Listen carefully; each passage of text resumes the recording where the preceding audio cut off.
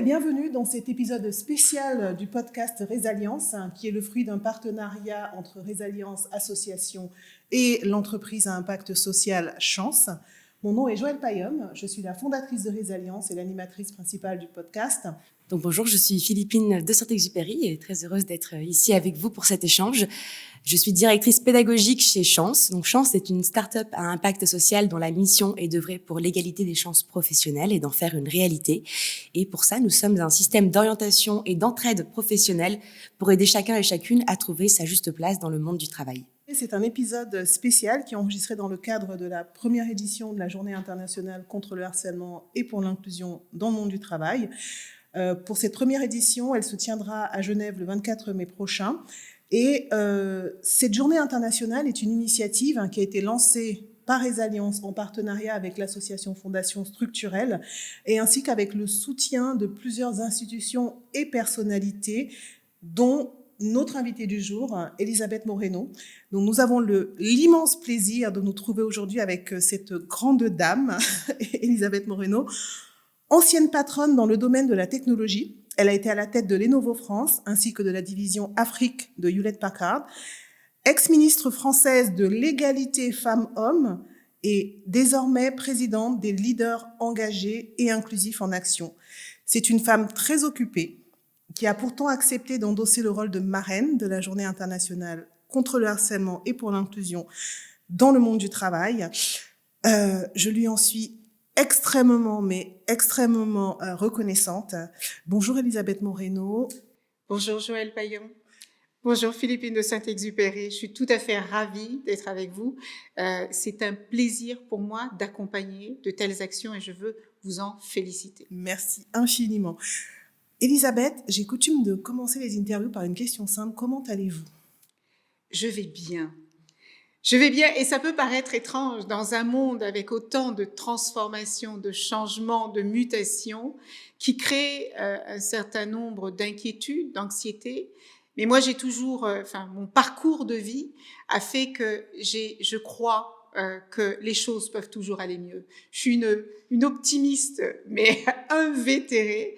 Et je sais que derrière chaque crise, il y a des opportunités. Et peut-être que l'opportunité qui nous est offerte aujourd'hui, c'est de construire un monde plus juste, un monde plus inclusif, un monde qui ne laisse personne sur le bord de la route. C'est peut-être simplement l'ère de l'humain qui est en train d'arriver. Alors, j'adore, excellent, parce que je dis toujours que derrière la notion d'inclusion, il y a la notion d'humanité. Donc oui, vive cette ère de l'humain qui est en train de nous arriver. Est-ce que vous avez envie de dire quelques mots sur vous, Elisabeth, avant qu'on rentre dans le vif du sujet, pour vous présenter autrement ou on reste sur... Je sais, alors, il y a tellement de choses qui ont été écrites à mon sujet, et ne les croyez pas toutes d'ailleurs. Moi, je suis une enfant du Sud, profondément attachée à ses racines, parce que pour savoir où on va, il ne faut jamais oublier d'où l'on vient. J'ai la chance d'avoir grandi en Europe. J'ai l'extrême chance d'avoir voyagé partout dans le monde parce que ça m'a appris l'acceptation de la différence. Ça m'a montré que les gens sont bien plus que ce que l'on voit au premier abord. Ça m'a appris à aller vers les autres et à embrasser toutes les diversités. Dieu sait qu'il y en a sur cette planète. Et je trouve que j'ai beaucoup de chance parce que mon parcours est un parcours qui fait démentir tous les déterminismes sociaux. Et je suis consciente, parce que c'est ma vie, que les choses ne sont pas toujours faciles, mais rien que le fait de montrer que bien qu'elles soient difficiles, elles sont possibles, eh bien, ça me donne une joie immense. Et je veux saluer, j'en profite pour saluer toutes les personnes qui vous accompagnent dans cette belle aventure et toutes les personnes qui sont présentes à cet événement auquel j'aurais tant de ne pas pouvoir participer physiquement, mais je penserai fort à vous. Elisabeth, vous avez un parcours qui est très inspirant pour beaucoup de personnes et dans un monde où, en tout cas c'est ce qu'on voit chez Chance, beaucoup de personnes sont un peu perdues quant à leur orientation professionnelle. Ça peut parfois aider justement de s'inspirer de profils ou ce qu'on appelle parfois de rôle modèle. Et la question que j'ai envie de vous poser, c'est par rapport à la direction qu'a pris votre vie. Est-ce que vous avez toujours su que vous auriez un destin politique ou comment êtes-vous arrivé au ministère? Quel est ce chemin qu'on connaît peut-être un peu moins, les embûches, les rencontres décisives ou les opportunités qui vous ont amené là? Il était impossible que j'imagine d'avoir le parcours qui est le mien. Tout à fait impossible, parce que moi, je suis née dans un pays très patriarcal, où l'éducation qui était donnée aux filles est l'éducation la plus classique et la plus traditionnelle, devenir une bonne épouse, une bonne mère, quelqu'un qui accompagne, qui aide, qui soutient les autres, mais qui ne vit pas véritablement pour soi. Et donc, ma mère a parfaitement fait son travail d'éducation et je me destinais à jouer mon rôle dans un foyer et à prendre soin des miens. Et c'est un rôle qui est tout à fait noble. Paradoxalement, et je dois vous avouer que j'ai mis beaucoup de temps à en parler, j'ai toujours eu des rêves complètement fous. Fous dans le sens où personne autour de moi n'était entrepreneur, personne autour de moi. J'ai rêvé de devenir hôtesse de l'air alors que je n'avais jamais voyagé. Je n'avais pas de télévision. Moi, je suis née au Cap-Vert dans les années 72, donc déjà avoir l'électricité, c'était un luxe extraordinaire. Donc, le parcours que j'ai eu est particulier parce qu'il est très différent. J'ai eu des responsabilités, vous l'avez dit, j'ai passé 25 ans de ma vie dans le monde de la tech, mais avant ça, j'ai créé une entreprise, j'ai cofondé une entreprise dans le monde du bâtiment. J'avais 20 ans. Vous imaginez, 20 ans, un milieu extrêmement masculin. J'ai travaillé avec des organisations internationales auxquelles personne ne pensait que j'aurais accès. Mais moi, je suis quelqu'un qui est la foi. Je ne vous parle pas de la foi religieuse, je vous parle de la foi en la vie.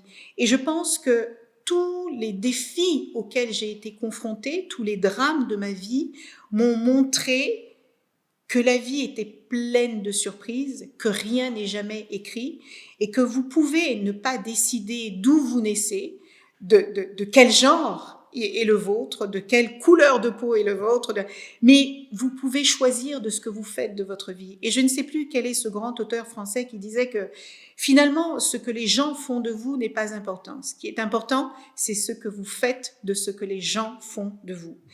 Et ça a été très difficile. J'ai connu évidemment toutes les formes de sexisme et de misogynie que vous pouvez imaginer, parce que le hasard de la vie a fait que je n'ai évolué que dans des mondes très masculins. Je ne l'ai pas fait exprès, ça s'est fait comme ça. Dans le bâtiment, il y avait à l'époque moins de 20% de femmes. Dans la tech, moins de 30% de femmes. Dans la magistrature, beaucoup de femmes, mais étrangement, plus vous montiez dans les responsabilités, plus elles disparaissaient. Et alors en politique, n'en parlons même pas. Tous ces mondes sont des mondes extrêmement masculins. J'y suis entrée pas avec l'ambition de faire carrière. Il faut savoir que moi, mon ambition la plus importante, c'était de rendre ma famille heureuse. Et ça justifiait tous les combats, ça justifiait les humiliations, ça justifiait les combats, ça justifiait le travail acharné, mais pas pour devenir PDG de Lenovo France ou pour devenir présidente de HP Afrique, simplement pour faire en sorte que ma famille aille bien, qu'elle sorte de la misère, qu'elle sorte de la pauvreté, que mes filles puissent aller dans les meilleures écoles et puis que je puisse leur offrir ce qui, moi, m'avait manqué. Et quand vous vous levez le matin et que vous savez pourquoi vous vous levez, vous ne vous posez pas de questions métaphysiques, vous avancez.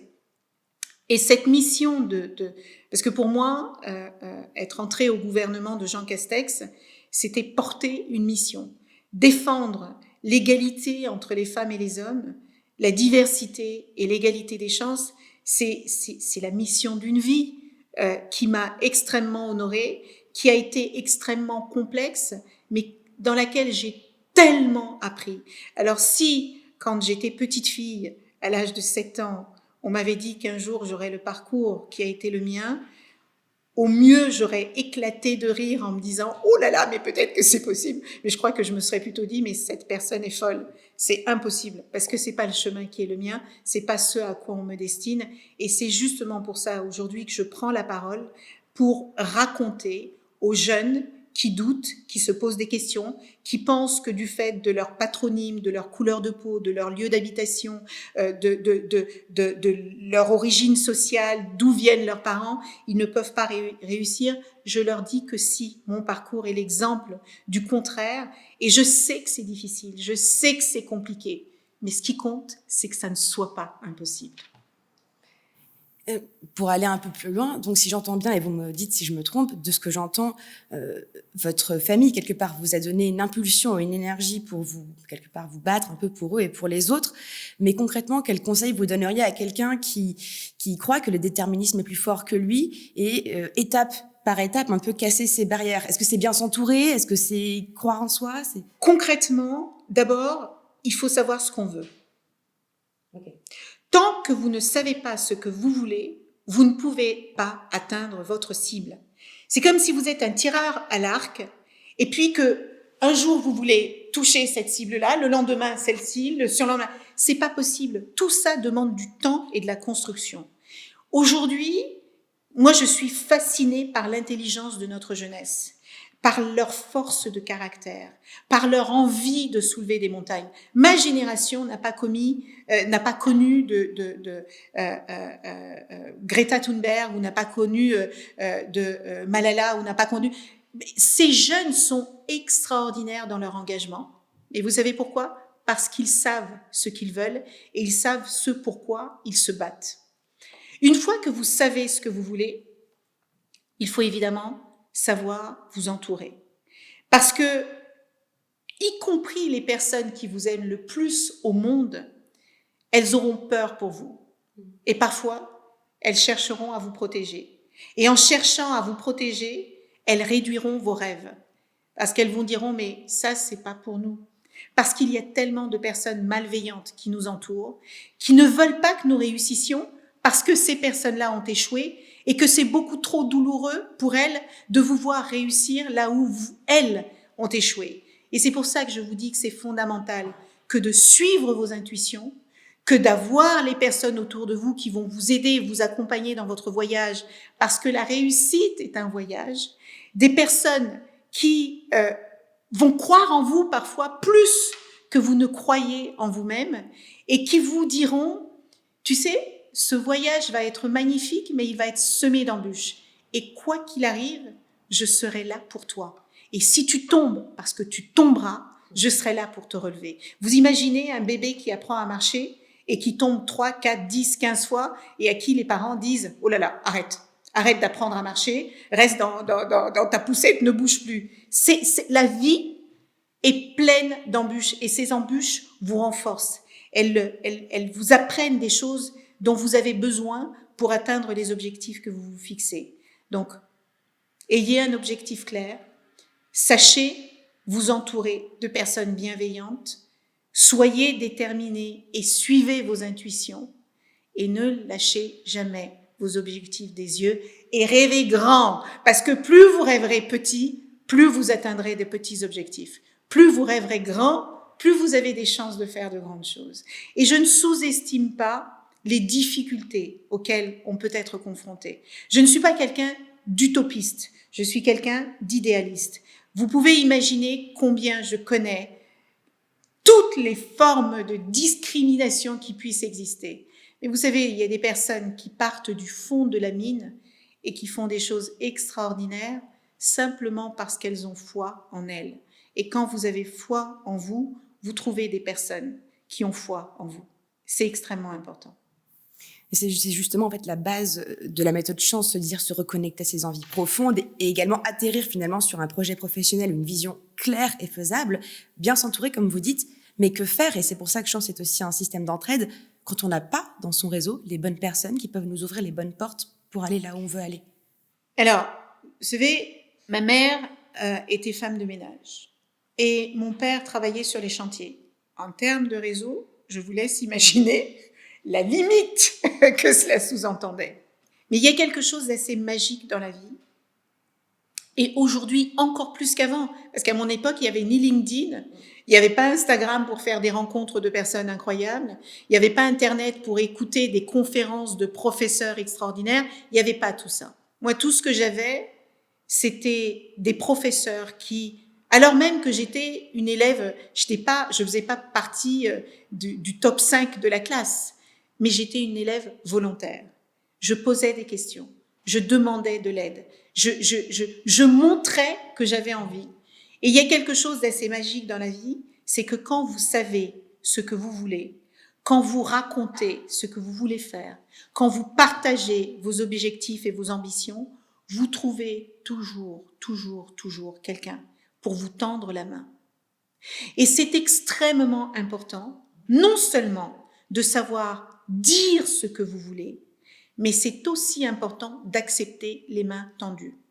Parfois, surtout les femmes, n'osent pas demander. Elles se replient sur elles, elles pensent, encore une fois, que ça n'est pas fait pour elles, elles pensent que ça n'est pas possible parce qu'elles sont ceci, parce qu'elles sont cela. J'ai coaché et mentoré un nombre incalculable de jeunes issus des diversités qui atrophiaient leurs rêves et leurs ambitions parce ils pensaient qu'ils n'avaient pas les codes, qu'ils n'avaient pas les réseaux. Et je peux vous dire aujourd'hui que ces jeunes ne manquent ni de talent, ni de compétences, ni de motivation, ni d'ambition. Ils manquent juste, parfois, de réseaux, de codes et d'ouverture d'opportunités pour pouvoir se réaliser et s'accomplir. Je vois aujourd'hui le nombre d'associations comme Chance, comme Résalliance, comme Article 1. J'ai organisé un événement le 8 mars dernier et il y avait dans cette pièce des cadres dirigeants, des femmes et des hommes politiques, des techniciens, des gens qui ont envie d'aider et d'accompagner. Il y a beaucoup plus de gens qu'on imagine qui ont envie de donner, mais qui ne savent pas toujours donner. Eh bien, allez chercher dans les associations, allez frapper aux portes, soyez résilients et vous verrez, il y a des choses magiques qui peuvent se passer quand vous croyez en vous. Donc, dépasser ses croyances limitantes, savoir parler de son projet, demander de l'aide et saisir les mains tendues et s'appuyer sur les associations et les structures existantes. Exactement, c'est parfaitement bien résumé. Donc pourquoi pensez-vous que vous ayez été choisi? Pourquoi sont-ils venus vous chercher en Afrique du Sud pour reprendre ce ministère? Pourquoi vous? Tout le monde est recruté pour quelque chose, que ce soit dans le monde de l'entreprise et a fortiori dans le monde politique. On ne choisit jamais les gens par hasard. Si vous êtes commercial, on va vous recruter pour votre carnet d'adresses. Si vous êtes technicien, on va vous recruter pour vos compétences techniques. Donc, on s'en fiche de la raison pour laquelle on vous choisit. Ce qui compte, c'est qu'est-ce que vous allez faire une fois que vous êtes en place. Moi, je pense que le président de la République et le Premier ministre sont venus me chercher parce qu'ils avaient besoin d'une femme qui incarne des choses différentes. Ils avaient besoin d'incarner la méritocratie française.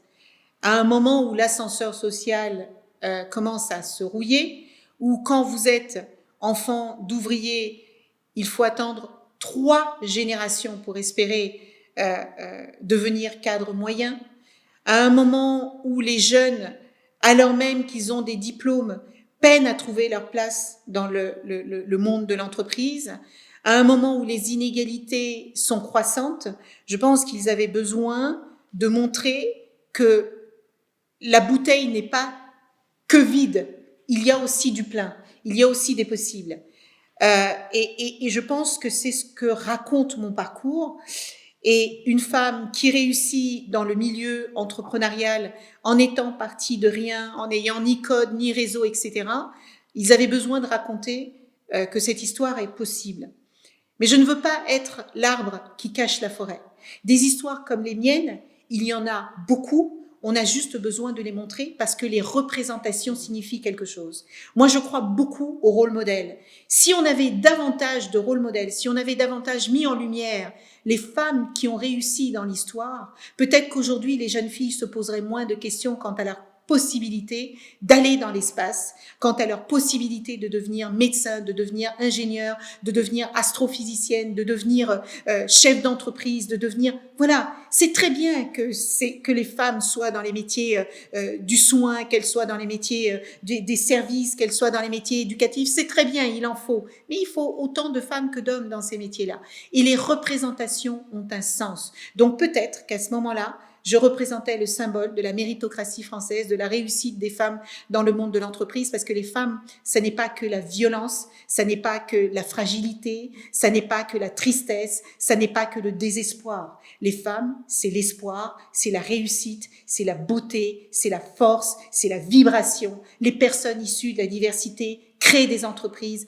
elles ont une énergie, elles ont un savoir-faire, et c'est ça aussi qu'il faut mettre en lumière. Et si pendant ma présence au gouvernement, j'ai permis de démontrer cela, eh bien, j'en suis heureuse. Mais ça n'est pas suffisant. Il faut aller plus loin, il faut sortir de l'ombre tous ces magnifiques rôles modèles, et vous verrez que notre société s'en portera beaucoup mieux. Il y a 25 critères de discrimination prohibés dans la loi française, et ça passe par l'homophobie, ça passe par la grossophobie, ça passe par l'origine sociale, l'origine culturelle, le lieu où vous habitez, votre patronyme, votre genre, il y a tellement de raisons d'être discriminé. Et je pense qu'il n'y a rien de pire, il n'y a rien qui cause plus de souffrance et de blessures qu'être discriminé pour quelque chose dont vous n'êtes même pas responsable. Vous vous rendez compte de cette absurdité? Et c'est important d'éduquer, de sensibiliser, de former, mais aussi de sanctionner les personnes qui sont prises à discriminer, puisque les discriminations sont interdites par la loi. L'expérimentation que nous avons faite de l'index égalité, de l'index de l'inclusion et de la diversité, ça a permis aux entreprises d'avoir un dialogue ouvert et apaisé sur ces questions de discrimination au sein des entreprises, sur ces questions de diversité et d'inclusion qui ne sont pas toujours faciles à aborder. Ce sont des thématiques qui sont sensibles. Eh bien, donner un outil aux entreprises et aux organisations, qu'elles soient publiques ou privées, pour avoir des dialogues, des conversations ouvertes sur ces thématiques, c'est extrêmement précieux. Et il y en a plein d'autres, et je pourrais passer des heures, mais ce que je veux dire par là, c'est que moi, j'ai eu la chance d'être dans un ministère qui est au cœur des transformations sociétales. Les entreprises qui n'ont pas compris que les sujets de diversité et d'inclusion font partie des enjeux essentiels de demain, parce qu'une entreprise n'existe pas sans les femmes et les hommes qui la composent, sans les jeunes et les moins jeunes, sans les personnes qui viennent de tous les environnements, eh bien, elle ne réussira pas. Parce que cette guerre des talents qui existe aujourd'hui, elle a été gagnée, et elle n'a pas été gagnée par les entreprises, mais elle a été gagnée par les talents eux-mêmes qui peuvent se permettre de choisir les environnements dans lesquels ils ont envie de travailler. Et c'est pour ça que le travail que Résilience et Chance fait est important, parce qu'il s'agit de donner confiance à ces personnes qui doutent, qui n'osent pas, qui ne savent pas, et elle permet aux entreprises d'avoir des intermédiaires pour discuter de ces thématiques qui sont au cœur de nos sujets sociétaux. Et c'est pas faire l'aumône, hein, c'est pas faire l'aumône, hein. C'est une question de performance, d'efficacité et de résilience dans la durée. Je bois vos paroles et je n'ai même plus besoin d'expliquer ce que c'est que résilience, parce qu'en fait, vous avez tout dit. C'est-à-dire, dans tout ce que vous avez expliqué, la résilience, l'accompagnement des personnes, le fait de mettre en pratique le principe d'égalité des droits. Ça, c'est ma définition d'inclusion. Souvent, l'inclusion, les gens ont l'impression que c'est quelque chose de très compliqué. Je dis toujours, mais non, c'est juste la mise en application du principe d'égalité des droits. Arrêtez de vouloir en faire quelque chose de compliqué pour ne pas agir. Et on peut tous agir, et individuellement et collectivement, d'où la journée internationale, justement, qui appelle les organisations parties prenantes, les syndicats comme les syndicats employeurs comme les syndicats employés, à vraiment se réunir pour réfléchir à des solutions. Parce que comme vous l'avez dit, on peut changer. Demain, l'humain doit être au cœur de toutes les décisions d'entreprise. Et c'est ensemble qu'on va réussir à construire ces sociétés réellement inclusives. Aujourd'hui, vous êtes la présidente, alors je vais lire pour ne pas écorcher, vous êtes la présidente des leaders engagés et inclusifs en action. Alors, je sens que ça s'inscrit complètement dans la foulée de vos actions au sein du ministère de l'Égalité. Est-ce que vous pouvez nous expliquer de quoi il s'agit, quelles sont les missions de cette organisation? Bien sûr. Mais en fait, il y a plusieurs raisons à l'existence de l'EIA. La première, c'est que nous vivons dans une époque extrêmement complexe, extrêmement incertaine, avec beaucoup d'ambiguïté et de volatilité. Et je pense que dans ces périodes-là, il est important que le leadership soit extrêmement solide. Parce que le leader, c'est pas seulement celui qu'on suit, c'est celui qu'on suit parce que ce qu'il propose, parce que sa vision nous donne envie de le suivre. Et le leader, c'est aussi celui qui voit ce que les autres ne voient pas. C'est celui qui va débroussailler un peu le brouillard et qui va vous donner des perspectives qui soient plus positives, plus rayonnantes de l'avenir. Et donc, ces leaders sont essentiels. Moi, je vais vous avouer quelque chose. Quand j'ai fait mon école de management, quand j'ai fait mon MBA, j'ai dû passer 70% de mon temps sur les indicateurs économiques et financiers, 20% du temps sur les process et les outils, et 10% du temps à parler des femmes et des hommes. Donc, les leaders d'aujourd'hui ont été formés de cette manière-là. Et la question de l'humain, qui est pourtant absolument fondamentale et essentielle, et qui s'invite de manière extrêmement forte au cœur des entreprises, eh bien, si vous n'y êtes pas préparé, c'est extrêmement difficile. C'est extrêmement difficile aujourd'hui, quand vous êtes un leader, de recevoir un collaborateur qui vous dit « je veux des toilettes neutres ». Qu'est-ce que ça veut dire? Comment on fait? C'est extrêmement difficile quand on vous dit aujourd'hui, vous avez à peine 10% de femmes dans votre COMEX, dans 8 ans, vous devez en avoir 40%. Comment je fais? C'est extrêmement difficile quand vous avez des personnes qui viennent vous voir pour demander des choses que vous n'avez pas l'habitude d'entendre et vous n'êtes pas formé et préparé. Et les ressources humaines ne sont souvent pas plus préparées et plus équipées que le CEO pour pouvoir y parvenir. Donc moi, j'ai compris qu'il y a plusieurs choses pour que les entreprises deviennent réellement inclusives, parce que on connaît tous et toutes le bashing qu'il y a autour de ces sujets.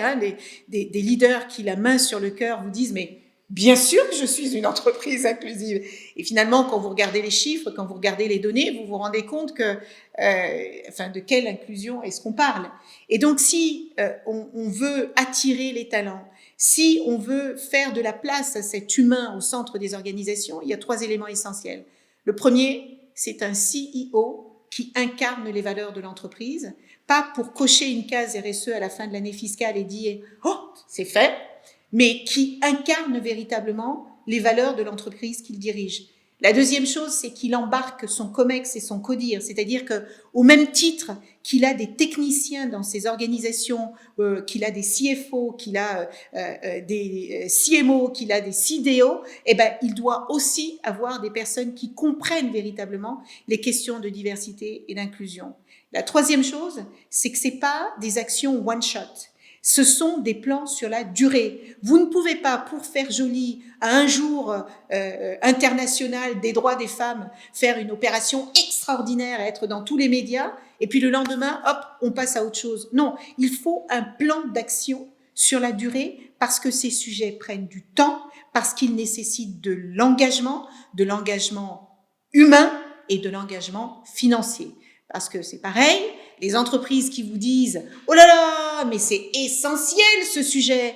et quand vous leur demandez ce qu'ils investissent en termes d'humains et de finances, vous découvrez que c'est une personne qui travaille entre 2 et 3 heures du matin et que c'est la personne la plus engagée de l'entreprise parce qu'elle croit en ce qu'elle fait et que donc on lui ajoute une énième tâche dans sa to-do list comme si elle n'en avait pas déjà assez. Et puis quand vous leur demandez financièrement ce qu'ils investissent, vous réalisez tout de suite qu'en vérité, il n'y attache strictement aucune importance. Donc, pardon, mais soit on y croit et on le fait réellement, soit il vaut mieux rien faire du tout. Et moi, je le dis aux CEO, aujourd'hui, tout est visible, aujourd'hui, tout se sait, aujourd'hui, vos collaborateurs attendent de vous des engagements sérieux sur ces questions. Si vous ne voulez pas le faire, ne le faites pas, mais ne faites pas semblant.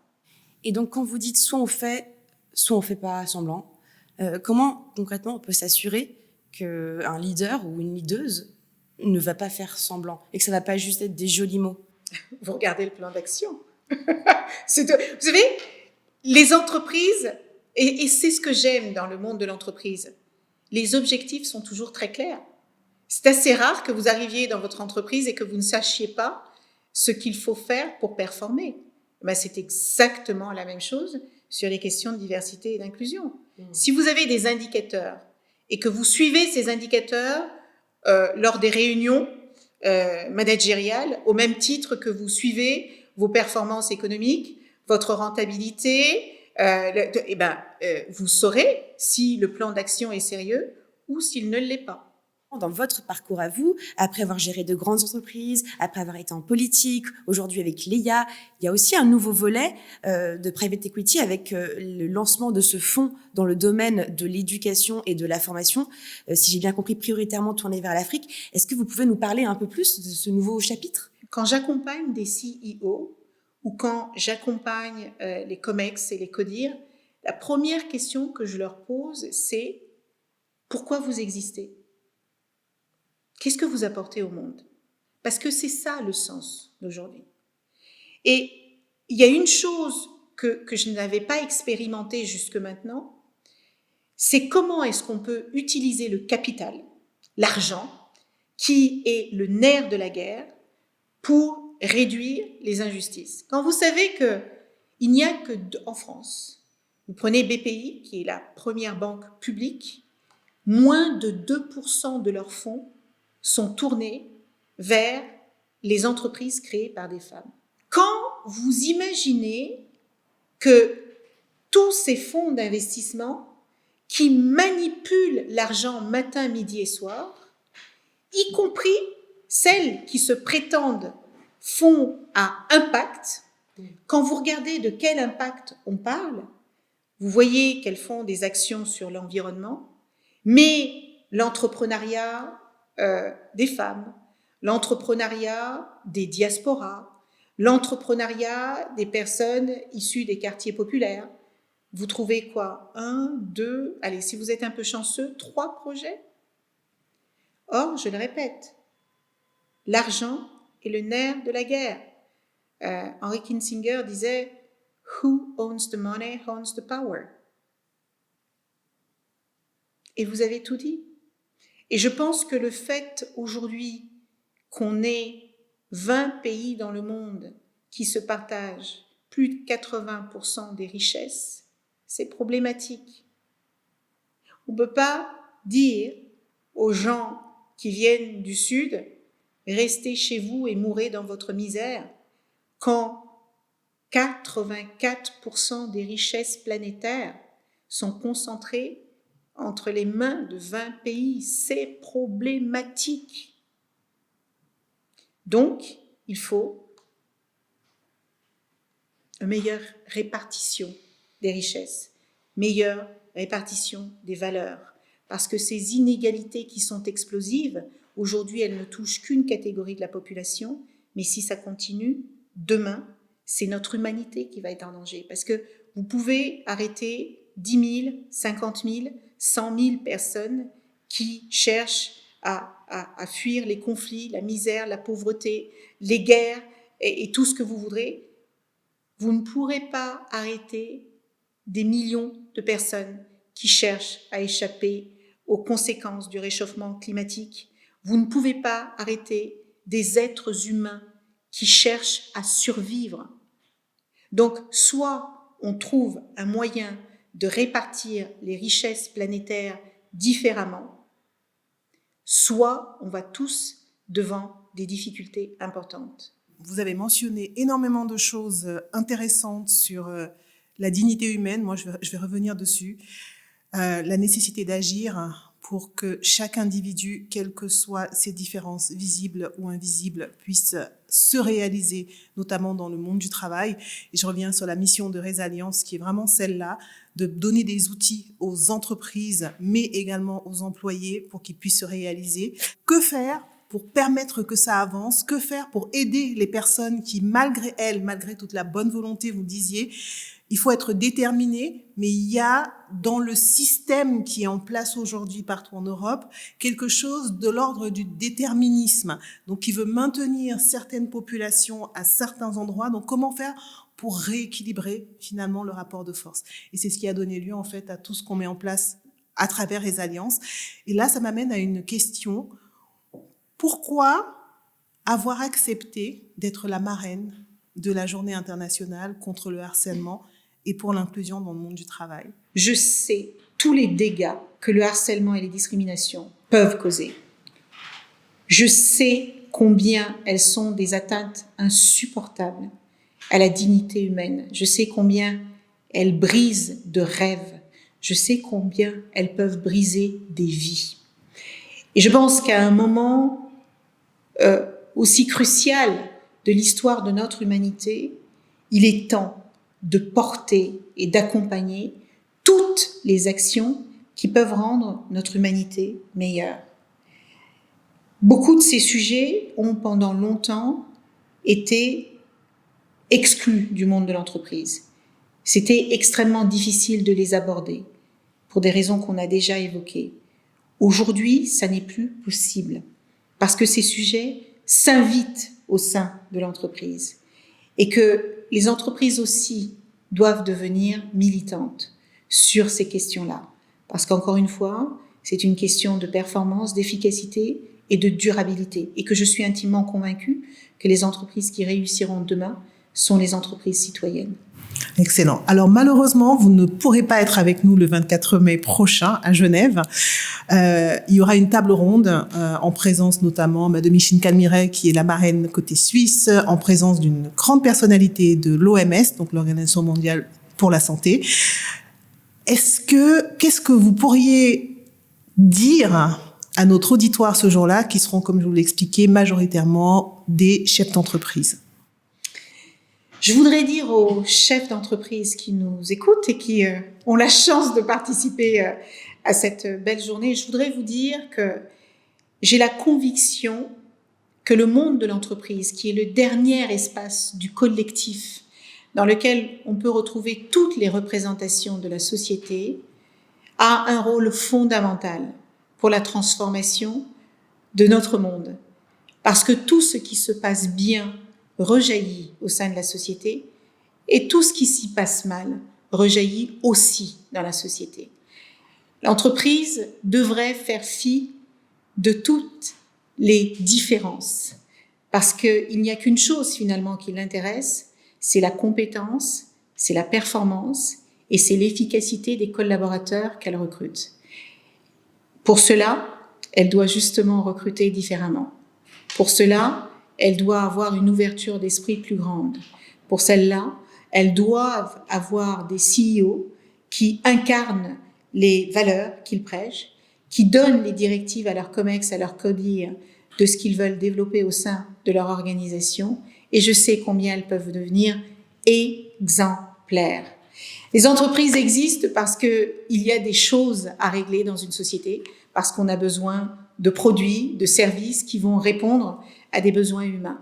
Eh ben, je veux juste vous dire que plus que jamais, les humains ont besoin de vous, pas pour les produits et les services que vous commercialisez, mais pour les valeurs que vous allez véhiculer et que vous avez les moyens de redonner de l'espoir dans le brouillard. Merci. Et alors, une toute dernière question, Elisabeth. On est bien entamé dans l'année maintenant, on est quasiment en mi-avril.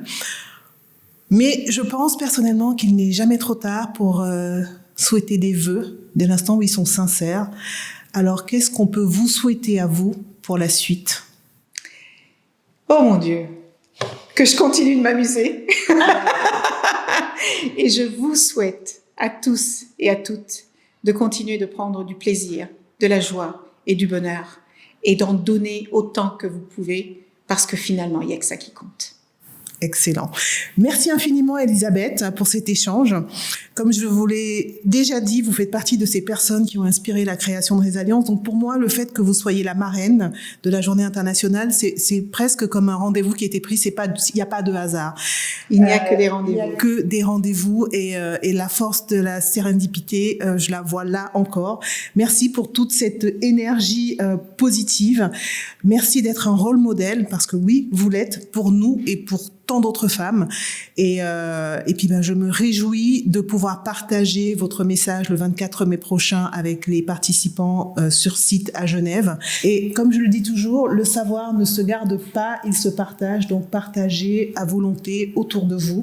C'était Joëlle Payom pour le podcast Résilience et je passe la parole maintenant à Philippine de Saint-Exupéry pour Chance.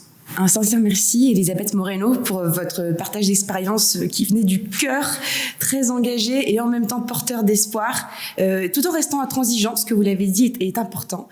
Et merci beaucoup, Joëlle, de m'avoir permis de partager ce moment en ta compagnie pour porter les messages de chance et de résilience qui sont extrêmement importants.